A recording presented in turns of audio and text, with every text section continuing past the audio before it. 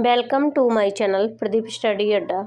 आज हम डीएलएड के यहाँ पर तृतीय सेमेस्टर के परीक्षार्थियों के लिए यहाँ पर संस्कृत का बहुविकल्पीय प्रश्नों का सीरीज़ लेकर आए हैं, जिसमें आप सबके 25 क्वेश्चन सुनिश्चित हैं। तो आप सभी पूरे 25 क्वेश्चंस यहाँ से पा सकते हैं और आप सबका बहुविकल्पीय प्रश्नों का सीरीज़ जो है वो बहुत ही चुनिंदा क्वेश्चंस आप सभी के लिए लाए हैं। आप यहाँ पर हर प्रश्न का हल देख सकते हैं और आप सबको क्लास बहुत ही चुनिंदा प्रश्नों के साथ दिया जा रहा है। तो आप सभी जितने भी यहाँ पर प्रशिक्षु जुड़े हैं वो एक बार वीडियो को अपने साथियों तक शेयर ज़रूर करें और जो नए भाई बहन जुड़ रहे हैं वो चैनल को सब्सक्राइब करें। आप सभी यहाँ पर डीएलएड के जितने भी प्रशिक्षु हैं उन सभी के लिए यहाँ पर तैयारी कराई जा रही है। प्रदीप स्टडी अड्डा चैनल को आप सभी लोग सब्सक्राइब करें और चलते हैं अब आप सबके प्रश्नों की तरफ और करते हैं आज का क्लास कवर।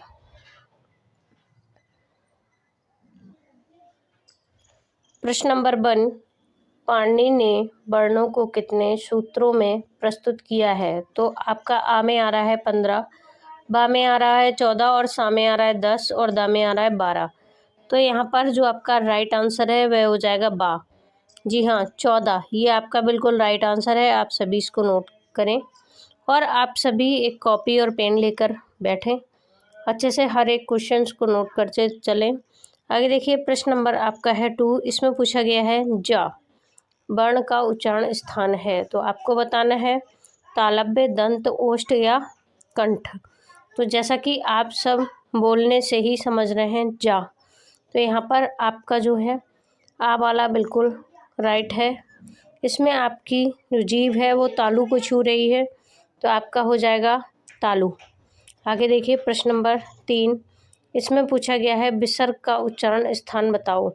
तो आपको बताना है कि विसर्ग का उच्चारण स्थान क्या होता है। कंठ होता है, तालु होता है, दंत होता है या ओष्ठ होता है। तो आपका यहाँ पर जो राइट आंसर है वह हो जाएगा सा। जी हाँ, सा वाला आपका राइट आंसर है, इसको आप नोट करें, दंत।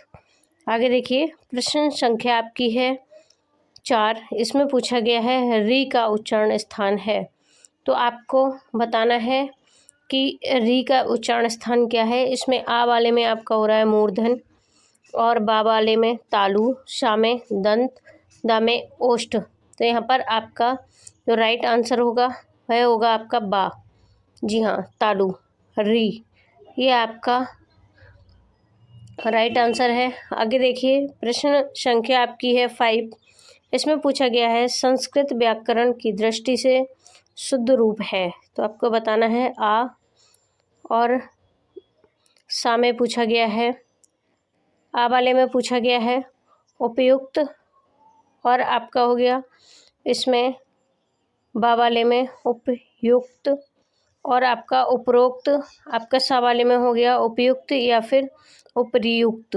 तो आपका यहाँ पर जो राइट आंसर है वो आपका हो जाएगा बा।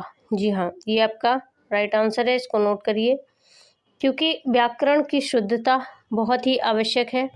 तो आप सभी लोग बहुत अच्छे से समझ के पढ़ते हुए चलें। बात करते हैं यहाँ पर प्रश्न संख्या 6 की। यहाँ पर आपने देखा है भानुदया शब्द का संधि विच्छेद कीजिए। तो यहाँ पर आपका जो है 4 ऑप्शन दिया है, लेकिन यहाँ पर जो आपका राइट आंसर है वह हो जाएगा बा, भानु प्लस उदया। जी हाँ, ये आपका बिल्कुल राइट आंसर है, इसको आप सभी नोट करिए। आगे देखिए प्रश्न संख्या आपकी है 7। इसमें पूछा गया है महर्षि शब्द का संधि विच्छेद है। तो आपको बताना है कि क्या है। यहाँ पर आपका जो 4 ऑप्शन दिए हैं, आ में पूछा गया है माँ प्लस ऋषि और महा प्लस ऋषि, बा में पूछा गया है, सा में आपका हो जाएगा महा प्लस ऋषि और दा में आपका हो गया महा प्लस ऋपि। तो आपका यहाँ पर जो राइट आंसर है वह हो जाएगा बा। जी हाँ, महा प्लस ऋषि, ये आपका बिल्कुल राइट आंसर है।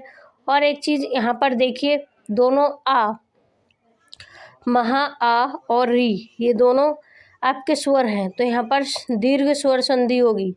जी हाँ, यहाँ पर आपकी दीर्घ स्वर संधि होगी। आगे देखिए, प्रश्न आपका है 8। इसमें पूछा गया है तथैव शब्द का संधि विच्छेद कीजिए। तो आपका यहाँ पर 4 ऑप्शन है। यहाँ पर आ वाले में पूछा जा रहा है तथा प्लस एब, बा में पूछा जा रहा है तथा प्लस एब, और सा में तथा प्लस एब, और आपका दा में हो गया तथे प्लस एब। तो यहाँ पर आ वाला आपका बिल्कुल राइट आंसर है, इसको आप सभी नोट करिए। आगे देखिए, प्रश्न संख्या आपकी हो गई 9। इसमें पूछा गया है यद्यपि शब्द का संधि विच्छेद है। तो आपको बताना है कि यद्यपि शब्द का संधि विच्छेद क्या है। आपका यहाँ पर सा वाला बिल्कुल राइट आंसर है।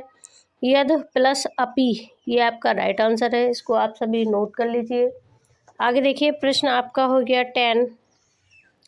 इसमें पूछा गया है नायिका शब्द में संधि विच्छेद कौन सा है। तो आपको बताना है दीर्घ, गुण, वृद्धि और आपका अयादि।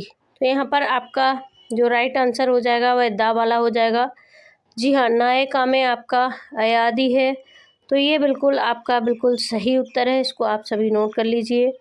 आगे देखिए, प्रश्न संख्या आपकी हो गई 11। जी हाँ, प्रश्न संख्या देखिए 11। इसमें पूछा गया है जगदीश शब्द का संधि होगा।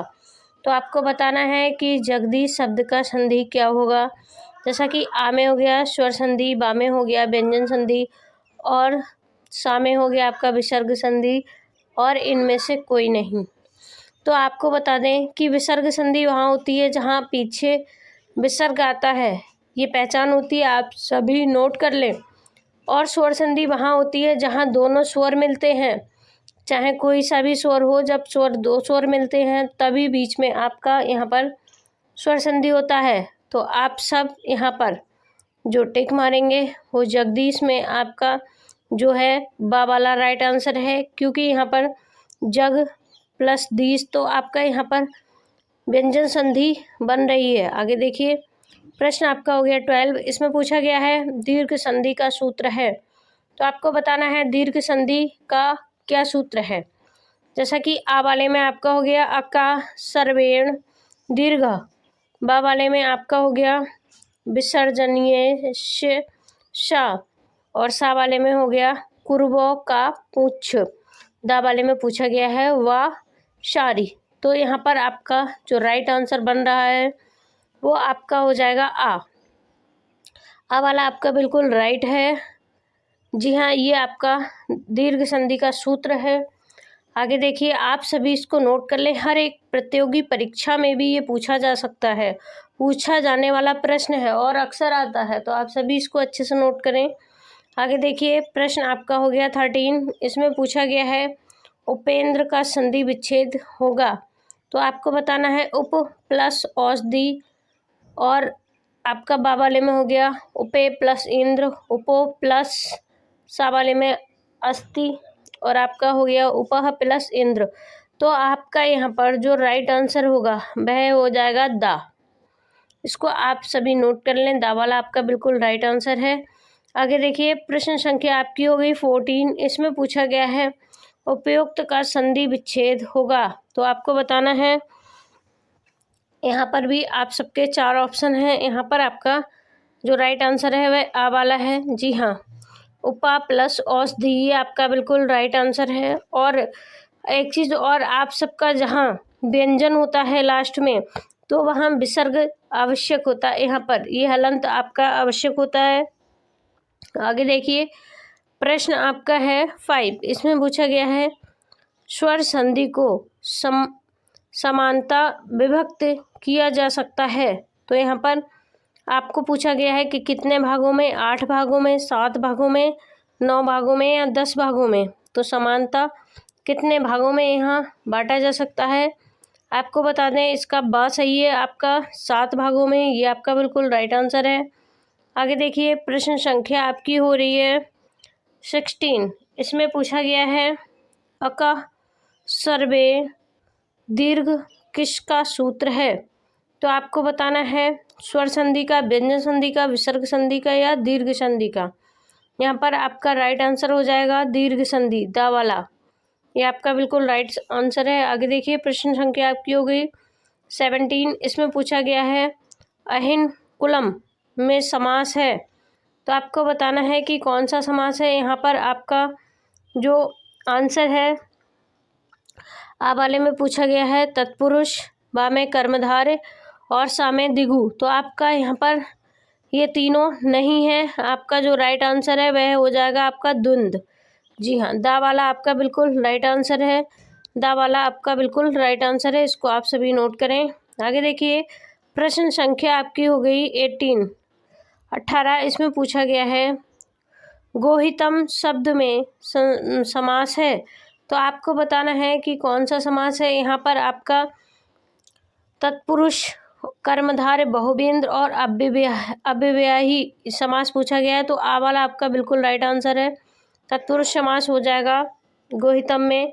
आगे देखिए, प्रश्न संख्या आपकी हो गई 19। इसमें पूछा गया है 18 घनश्याम शब्द में समास है, तो आपको बताना है घनश्याम शब्द में कौन सा समास है। तो ये आपका जो है 4 ऑप्शन पूछे गए हैं। तो तत्पुरुष हो गया, आपका कर्मधारय हो गया, आपका हो गया सामे बहुब्रीहि और दामे हो गया आपका अव्ययभाव। तो आपका यहाँ पर जो राइट आंसर है वह आपका बा वाला है, क्योंकि यहाँ पर कर्मधारय समास है। तो आप सभी बा वाले को नोट करिए, कर्मधारय समास। आगे देखिए, प्रश्न संख्या आपकी हो गई 20। इसमें पूछा गया है त्रिनेत्रम, त्रिनेत्रम शब्द में समास है, तो आपको बताना है कि त्रिनेत्रम शब्द में समास कौन सा है। यहाँ पर आपका हो गया तत्पुरुष, कर्मधारय, बहुब्रीहि या द्विगु। तो यहाँ पर आपका जो राइट आंसर हो जाएगा वह हो जाएगा आपका दा। जी हाँ, यहाँ पर आपका द्विगु समास है, तो दा वाला आपका बिल्कुल राइट आंसर है। आगे देखिए, प्रश्न संख्या आपकी हो गई 21। इसमें पूछा गया है समक्ष, समक्ष में समास है, तो आपको बताना है कि यहाँ पर कौन सा समास है। आपका स्वर यहाँ पर आपकी समक्ष में समास नहीं, संधि पूछी गई है, तो आपको बताना है कि स्वर संधि है। यहाँ पर समास की जगह आप संधि नोट कर लेंगे। जी हाँ, संधि नोट कर लेंगे। तो आ में आपका हो गया स्वर संधि, बा में हो गया व्यंजन संधि और सा में हो गया विसर्ग संधि, दा में हो गया आपका अव्ययभावी संधि, अव्ययभावी। ये आपका थोड़ा मिस्टेक हो चुका है, टाइपिंग में मिस्टेक हो चुकी है। तो आप सबको बता दें, आपका यहाँ पर समास पूछा गया है समीक्षा में, तो आपको बता दें कि यहाँ पर आपका समीक्षा में अव्ययभावी समास है और दा वाला ये आपका बिल्कुल राइट आंसर है। आप समीक्षा में समास नोट कर लीजिए, अव्ययभावी होगा, अव्यय भाव होगा, और आपका ये सारा जो है ये रॉन्ग है, ये टाइपिंग में मिस्टेक हो चुकी है। आगे देखिए, आगे बढ़ते हैं। क्वेश्चन नंबर देखिए 22। इसमें पूछा गया है चौरभ्याम में आपका समास है, तो आपको पूछा गया है यहाँ पर कौन सा समास है। आपको बताना है, यहाँ पर आपका आ वाला बिल्कुल राइट आंसर है। और आगे देखिए, प्रश्न आपका हो गया 23। इसमें पूछा गया है आपका नीलकंठम पद में समास है, तो आपको बताना है कि नीलकंठ में कौन सा समास है। यहाँ पर आपका तत्पुरुष हो गया, कर्मधारय हो गया, बहुव्रीहि हो गया और अव्ययी भाव हो गया। तो यहाँ पर आपका जो राइट आंसर हो जाएगा वह आपका हो जाएगा सा। यहाँ पर आपका हो जाएगा बहुव्रीहि। तो आपका यहाँ पर सा वाला आपका बिल्कुल राइट आंसर है। आगे देखिए, प्रश्न संख्या आपकी हो गई 24। इसमें पूछा गया है बहुव्रीहि समास के कितने भेद हैं, तो आप सब यहाँ पर बताएंगे। आ में आपका 2 हो गया, बा में 3 हो गया और सा में हो गया 4 और दा में आपका 5 हो गया। तो यहाँ पर आपका जो राइट आंसर है वह है 3। तो आपका बा वाला बिल्कुल राइट आंसर है, इसको आप सभी नोट कर लीजिए। आगे देखिए प्रश्न संख्या आपकी हो गई 25। इसमें पूछा गया है किसे सह बहुवचन समास भी कहते हैं, तो आपको बताना है किसे कहते हैं। यहाँ पर भी आप सबके 4 ऑप्शन हैं। आपका यहाँ पर हो जाएगा समाधिकरण, व्याधिकरण, तो ये दोनों आपके रॉन्ग है। उपयुक्त सभी, ये भी रॉन्ग है। आपके यहाँ पर दा वाला बिल्कुल राइट है। जी हाँ, दा वाला आप सभी नोट करें। सहार्थक, ये आपका बिल्कुल राइट आंसर है, आप सभी इसको नोट करिए।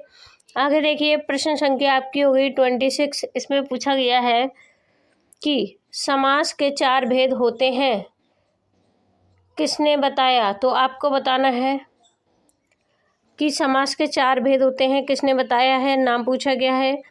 यहाँ पर आपका जो राइट आंसर हो जाएगा वह हो जाएगा सा। जी हाँ, जयेंद्र त्रिवेदी, ये आपका बिल्कुल राइट आंसर है। आगे देखिए प्रश्न संख्या आपकी होगी 27। इसमें पूछा गया है संस्कृत भाषा में क्रिया हेतु प्रयोग किया जाता है, तो आपको बताना है धातु का, वचन का, विभक्ति का या पद का।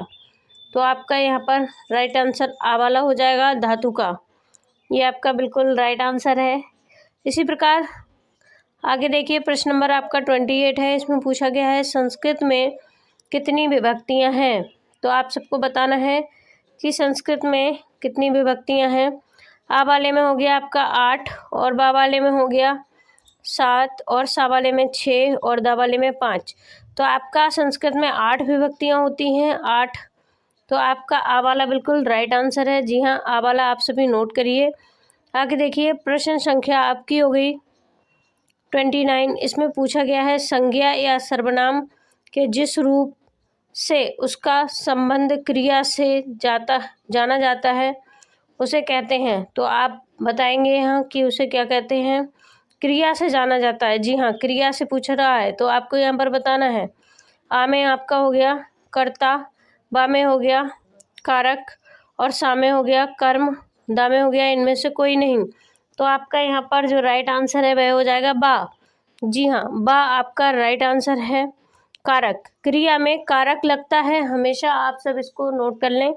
आगे देखिए प्रश्न संख्या आपकी हो गई 30।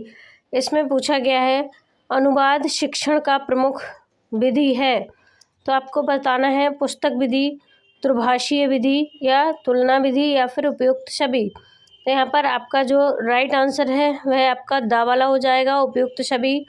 तो आप सभी अच्छे से हर एक क्वेश्चन को समझ चुके होंगे और आपको बता दें कि ये क्वेश्चंस आपके जो है इनमें से आपके 25 क्वेश्चंस ज़रूर आने वाले हैं। तो आप सभी वीडियो को लाइक शेयर कमेंट्स ज़रूर करें। जो भाई बहन नए जुड़े हैं चैनल पर वो चैनल को सब्सक्राइब करें। मिलते हैं अगली क्लास में, तब तक के लिए थैंक यू।